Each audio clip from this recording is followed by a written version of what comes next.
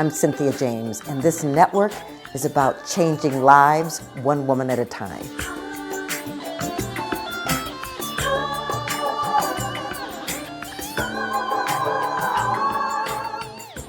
Welcome to Women Awakening. I'm your host, Cynthia James, and I love doing this podcast because I get to connect with powerful women all over the world who have a passion for what they do.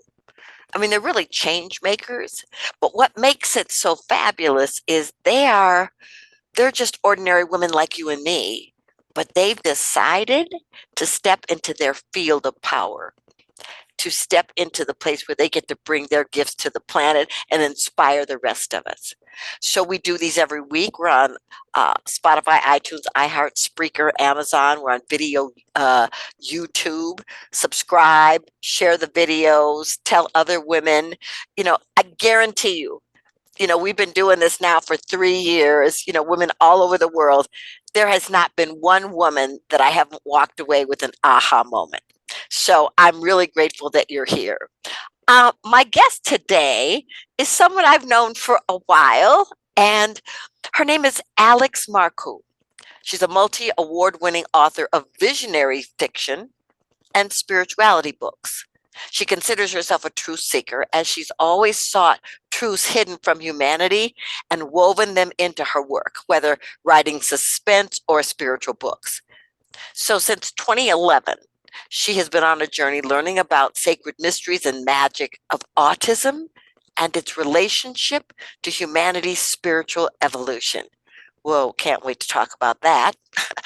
And many of these truths in her books, in her new book, Gods in the Game, Messages of the Awakening and Consciousness Shift, Destination New Earth, a blueprint to 5D consciousness, and The Unexpected Heroes, a visionary novel. So she's written 7 books. Can't wait for you to meet her. Hi, Alex. Well, hi, Cynthia. Thank you so much for the invitation. I really appreciate being here. Well, I love you. And I remember you sitting in my office a number of years ago, sharing about your first book. And I remember reading that book and thinking, oh, wow, this woman has a gift, because it was a story, but it had magic in it. And I think all of your books have that. So I want to know where you were born and how you grew up. Where I was born in Leominster, Massachusetts, and I was the middle child of 2 brothers. And my parents were, my father was a barber, my mom was a bookkeeper. So, I was raised by, I guess, tradespeople, and we were very Catholic. Our family was very deep-rooted in the traditions. And there actually is an interesting story about that, because I went to parochial school, actually twice. I went to elementary school and I went to a parochial high school, and I wasn't successful in both of them. And I was told when I was in high school it was my attitude. But what I'll always remember is a story in the 4th grade and in Sister Clara's class when I was in religion. And I was asked to stand in front of the entire class. And in the 4th grade, that for me, that was kind of nerve-wracking, because my teacher never did that before. And I didn't know what she was going to do, but she started drilling me on questions about religion. And I was really surprised. I knew this stuff, and I just kept saying, giving a right answer after a right answer. And then the sister asked a question. She said, well, who betrayed Jesus? And I said, well, that was Peter. And she smiled, and she says, well, you're wrong. It was Judas. And I said, well, no, Judas was Jesus's best friend. And And I got really nervous, and we had some words, and I heard two words escape her lips. She said, "Dumb Marcoux." And those words stayed with me. And I went home and I vowed never to be called a dumb Marcoux again. But what I realized was when I was in parochial, when I was in school, I was, you're taught things, and some things have resonance and they resonate as truth. And some things to me they were flat. And so those things never resonated as truth. But what I learned is, unfortunately, as a student, is when I gave them the answers they wanted to hear, I got good grades. But when I spoke from my heart, I was told I was a dumb Marcoux. So anyway, that resonance, that I call that like a skill I have. I've learned that when I hear things, if they're true, they have resonance. So I took that into my adult life, and all those things that I was told as a child I was crazy about, I've explored in my fiction and also in my new work and my nonfiction books. Yeah, well, what's so interesting about this is that so many of the artists, of which I consider you to be one, um, came and were I want to say they created prickly situations with people because that thing you said about understanding truth Mm-hmm. and being able to differentiate between truth and lies and then question it is what made you a seeker. It's what made you a researcher, and it's what made you, someone who wanted to bring truth to the planet. Mm-hmm. So I love that. So I wanna just ask you, you know, were you writing when you were young? I wasn't actually, because the things that they force you to think about, like, religion and history, those classes where you really had to put some really deep thought and writing, it's the same thing, you're thinking. Well, those classes I didn't excel in. What I excelled in were the maths and the sciences. Ah, And I ended up going that route. I ended up becoming a scientist.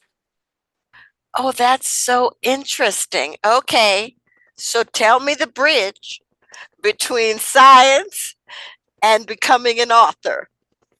Bridge. That was a spiritual awakening I had in the 90s. Oh, Yeah, I had an out of body experience, and my world, my religious world, that it was shattered. I was like, well, 1 minute, this is not what I was told, and so that was the bridge. That was the bridge. I went from the sciences and I started exploring more of this creative side. And I started writing. I had a story in my head and I couldn't get rid of it. And the only way I realized I could get rid of it was to write it. And I never thought in a million years that anyone would have taken it. I think the book you were talking about, Cynthia, it was my third book. oh, was it? Yeah, it was my third book. But that first book was pretty bad. But for some reason I followed the universe's signs. And the very first publisher I pitched, they bought it. And they asked for more. So yeah, so it was that's when I started learning about following the signs. Yeah, And well, I want to talk more about that because, so many people are like, well, I don't know if it's my intuition or if my head is in there or if I'm being guided. How do you know what to follow the signs? How do you know it's a sign to guide you to a new place? well, I did go on a journey, and thank you very much, Cynthia. You gave me a review on I think it was my fourth book, Life Signs, which is about the signs. how do I know about the sign? You know, I had this because I was a scientist. I came up with these packs. Well, if I have 3 signs for this, it will mean that's a sign. You know, so I made these pacts with myself, and I realized the more I worked with the signs, the more they came. And I think that's how my intuition grew, because I started trusting myself. Yes. And because, yes, the universe wants us to follow those signs. And we delve into it in the newest book more because it has to do with our divine blueprint. The universe wants us to be successful, wants us to express our higher self, wants us to express that divine blueprint. And, you know, when we're heading towards that divine blueprint, we have ease and grace, and we have signs, and life is very cool. And when we're not, well, that's when you might have some course corrections, and life gets very interesting. Your word, of course. Um, and yeah, we can have conflict because the universe or a higher self wants us to move toward that expression of our higher self. Yeah. So talk to me about the process of letting this book come through, you know, because your first, was it 4 books were fiction? I mean, Yeah, I do okay, have 4 novels, okay. and I do have 3 nonfiction spirituality books. Yeah. Yeah. So talk to me about how this last one came through. Tell me the name again. The new one, it just came out this week. It's called Gods in the Game: Mm, Messages on the Awakening and Consciousness Shift. And, you know, essentially, I am still working on my path of trying to spread truths. And I have been working on the last 3 books. I've been very blessed to come into the presence of what you would call these autistics, mm, and also a psychic medium, and her name is Shauna Kalicki. And between working with these autistics, which are not, uh, and they're higher dimensional, higher vibrational beings. They are not what you would think of, and it is my belief that all autistics have this higher vibrational. They're here for a reason, and they're working on the consciousness shift and the planet. And the 3 that I work with, they are nonverbal, considered on the low end of the spectrum, or is it the high end? They're low functioning, and they're mm. considered on the low end of the high end of the spectrum. But I work with these beings as well as this medium to talk with these beings as well as the masters. We work with Mother Mary primarily for this book, as well as a collective consciousness from the 16th dimension, and that's called Syrian. So what we've done is we've taken my curiosity as well as taken the direction of one of these autistics. His name is Daniel. And I work with Daniel as well as his mother and Shauna. And we try to tackle those questions about what's happening on the planet. Because when you look around, you know something's going on. And that's what we're doing. That's what the book is about. It's messages from the masters. I call them masters. They are the autists. They are the ascended masters. They are this 16th dimensional collective. And we're trying to let people know what's really happening on the planet. And Well, I'm I'm sorry. sorry. No, please. Well, what's really interesting to me is that I'm so glad that you did this, because there are a few people in my life who've been, they're high functioning people, but at later points in their life, they've been diagnosed as being on the spectrum, which has been an aha for them, Yeah. that they weren't crazy and they didn't have to fight to regulate and all that other kind of stuff. And so what's interesting about this is like, what maybe your book is a portal for all of these people on the spectrum to understand the gifts that they bring, as opposed to the judgment that they receive from the culture. Oh, absolutely, Cynthia. And yes, and both books, the last two books, one of them is called Destination New Earth, and the other is God's in the Game. In both these books, we do talk about the different types of autists that are on the planet. The ones that, society looks at, they shake their head and they go, "Oh my God, no one's home," to those that are considered to have Asperger's and they're high functioning, and those in between. They all have different roles. They're all here for a reason. And some of them know it, and it's beautiful when they know it, because they know their life has purpose. Some of them have woken up because people in their life look at them and they realize that they're more than this empty shell, and they're more than an autistic. And they wake up and their life is, much more joyful than what it was before they woke up. Yeah. So, who do you want to read this book? I would love everyone to read it, but not everybody's ready for it. And I'll be the first to say that. I think I'd love everyone to read one of the books. It's The Unsuspected Heroes. And I don't think if that will show up, but The Unsuspected Heroes it's a novel, and it's going to hit the reader where they're at. If they believe in the woo-woo stuff in the world, they'll get it. If they don't, it's going to be a story to them. And that's a beautiful thing. And it will plant seeds. And one day those seeds may sprout, and one day they might not, and it's okay.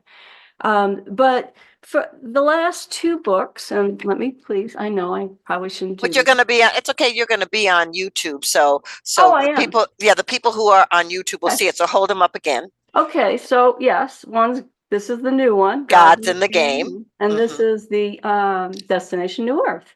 Great. And the new one expands on the concepts that we introduced in Destination New Earth. So it is a standalone book.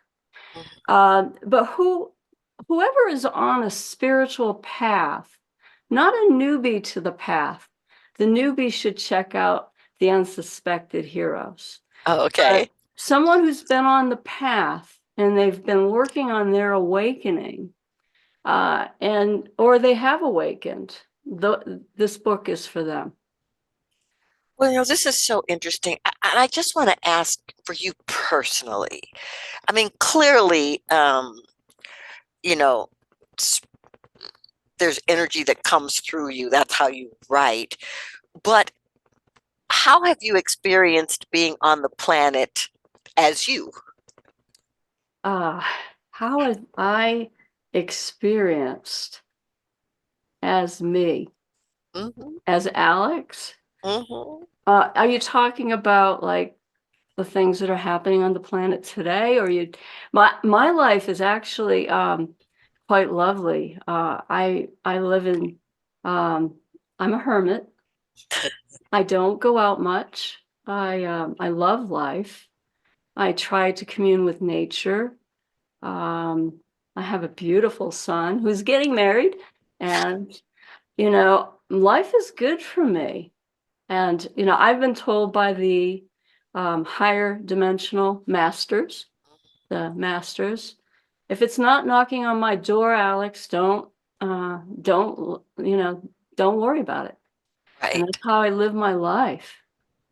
Well, I ask because usually people who have the level of evolution that you have and the level of seeking that you have, sometimes they find it difficult to be in the culture because people don't get them or don't understand. Did you ever go through a phase like that?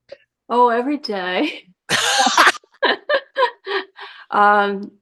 I see people phase in and out of my life because, I have friends from many, many years ago that I'm sure they look at me and they don't get me, and that's okay. I love them, and but they come in and out of my life, and it's yes, I'll be the first to admit that. My life is probably different than what most people would think. Most people, they seem to think that, authors are, have these exciting lives and they get out and they do things. And I just like to be. I spend time in nature with my cat, and I love to read and learn. And oh, I do have a business, a full-time business too, that I have to do to pay the bills, to bring these books to market, right? What's your business? I'm a writer. It pays more to write for other people, right? No, but my passion is to write for the world. Mhm. But no, I'm a writer. I write web content. I do search engine optimization for businesses. Well, I love this. And I want to go back for just a moment. Now, 7 books. 7 books. Let's talk about launching a book because I'm sure there's people out there who want to be authors and who have a big vision of what it's going to look like when they write these books. Mhm. What have you learned about writing and launching books? Okay, I love to write. That's what I've learned. Um, I don't mind, and I'm also the publisher of my last 4 books. I don't mind producing the book, but even though I do marketing for a living, I hate to market my books. Um, yeah, I despise it.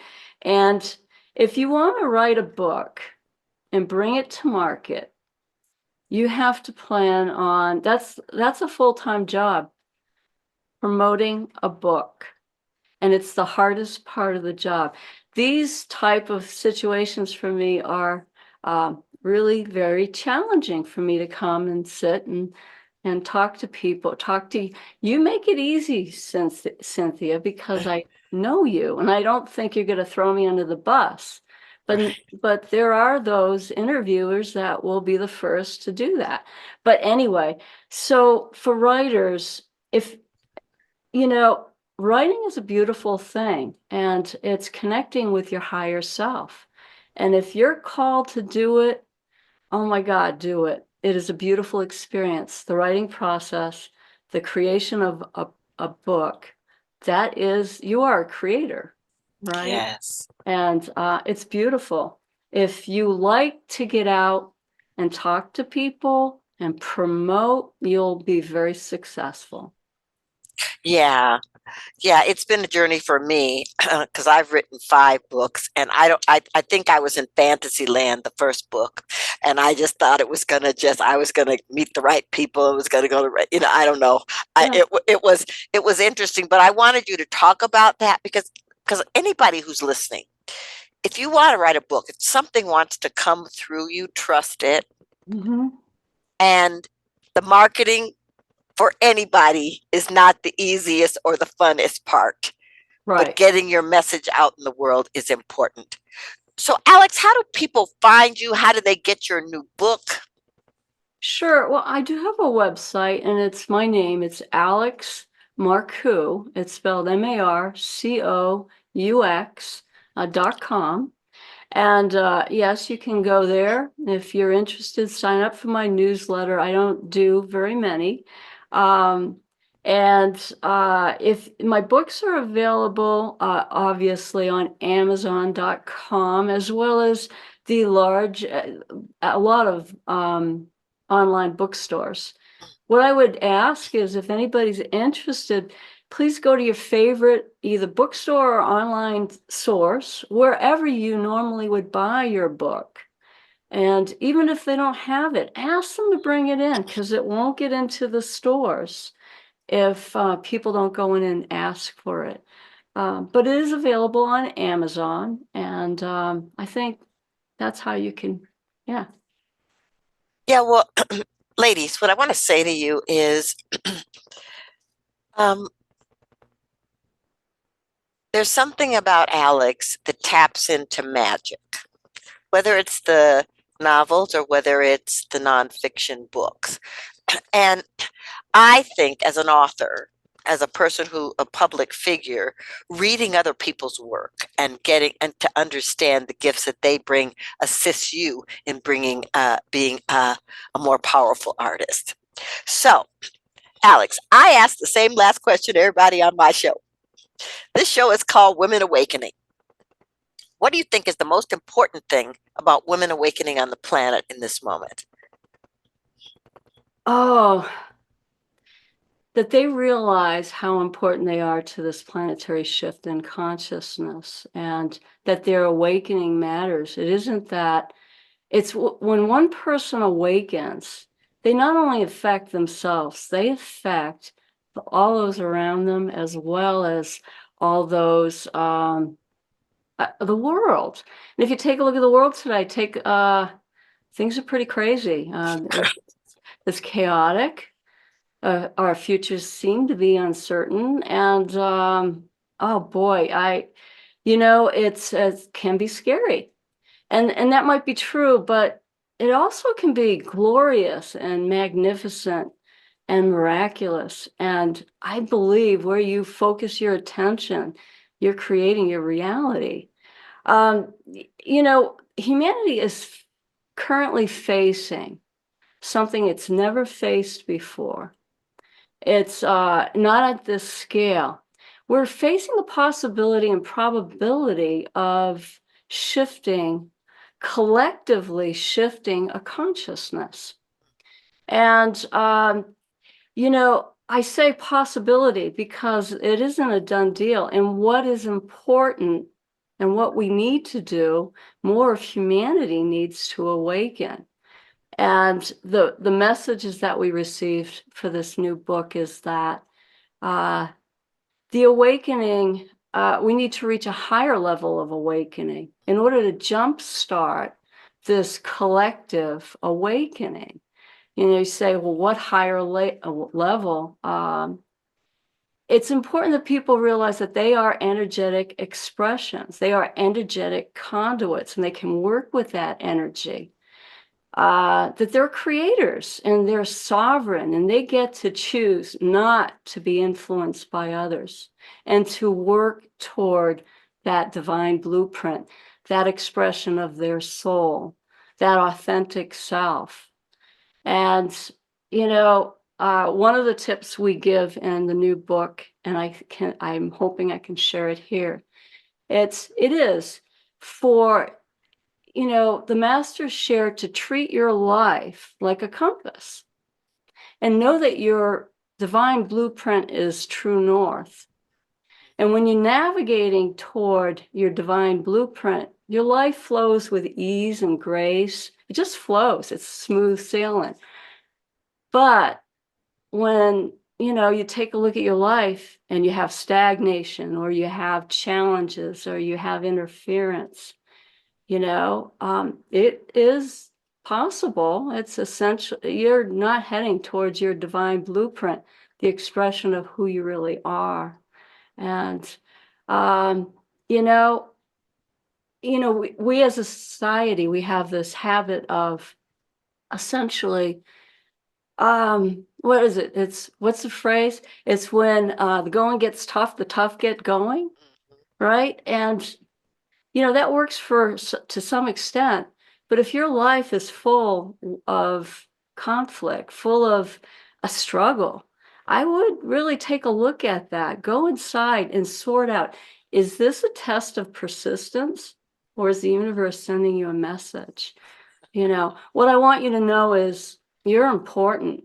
And your awakening really matters with sovereignty. And, it's the best gift you can give, not only yourself and your family, but the entire world. Thank you. That's so beautiful, Alex. Thank you so much. And thank you so much for being here. Congratulations on your son getting married and on your new book launching. Um, Ladies, I hope that you will go and get her book and go to check out her website. I mean, she is an inspiration. So Thank you. this is you're welcome, darling. I'm really glad you're here.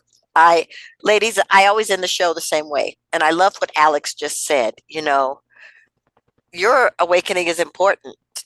What you plant in this universe raises the frequency not only for you, but for the entire planet. So what I want to say is don't sit, don't wait, don't run, don't hide. Stand up in the truth of who you are and follow that true north so that your blueprint can unfold. Thank you so much for being here. I love you, and I'll see you next time.